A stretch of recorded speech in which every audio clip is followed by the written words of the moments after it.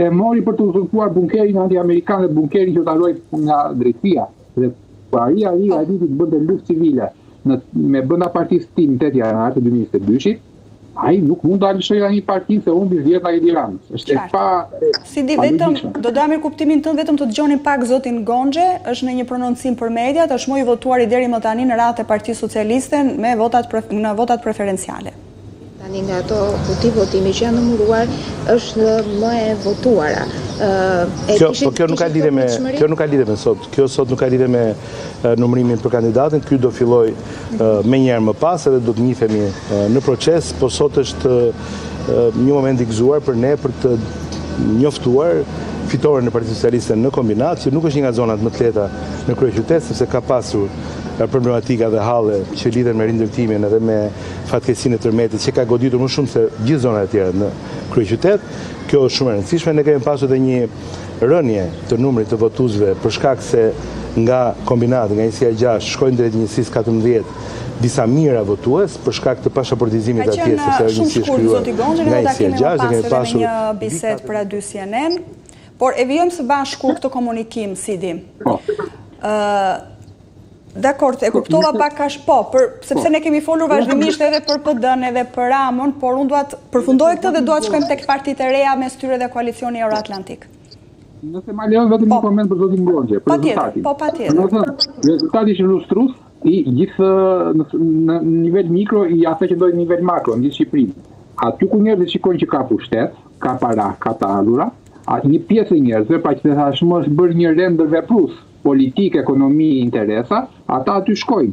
Dhe për zotin Blendi Gonxhe flitet që do jetë kryetari i ri bashkisë Tiranës kandidati dhe prandaj ka dalë i votuari. Sepse njerëzit kanë filluar që tani fushatën. Që qytetarët socialistët e kanë votuar sepse thuhet përflitet se do jetë kryetari i ri bashkisë. Nisen nga kjo?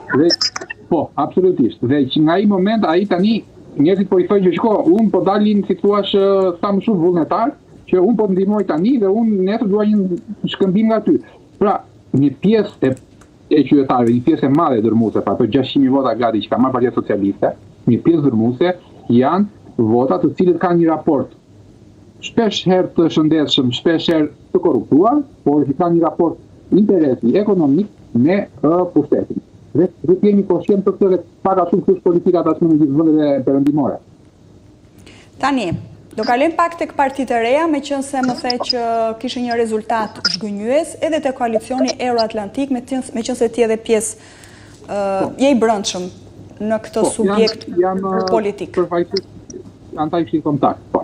Pritshmëritë ishin të mëdha, të paktën nga komunikimet që ne kemi patur me kandidatët, apo dhe vetë ajo se çfarë ka deklaruar zoti Basha, pritshmëritë ishin të mëdha për disa mandate në të gjithë vendin, le të themi. Por nuk u arrit asnjë mandat, Sidi. Çfarë ka ndodhur? Ajo që ka ndodhur, mendoj unë, është dhe unë përgjithësisht së vërtetës një nga ato që nuk kandidova vetë, edhe pse e diskutuar me zotin Basha, ishte që unë në perceptimin tim në analizën time mendoja që nuk kalonin dot një mesatare prej 500 deri në 1000 vota për kandidat. Unë kam qenë koshient që rezultati do ishte shumë i dobët edhe zoti Basha mund të dëshmitar për këtë. Ajo që mendoj unë është që disa pika kryesore esenciale që tregonin arsyet të undambra në stator të ministrit nuk u mishëruan te zoti Bashat në betejë përpara opinionit publik dhe ekipi i tij i kandidatëve, i cili në pjesë dërmuese unë do ta vlerësoja me notat më të larta, më pozitive, ishte paradoksalisht ishte një ekip i pa promovuar, i pa marketuar politikisht. Për shembull, fjap konkretisht. Sepse nuk kishin kohë, efekti kohës apo? Jo, nuk ka justifikim fare, nuk justifikoj asgjë.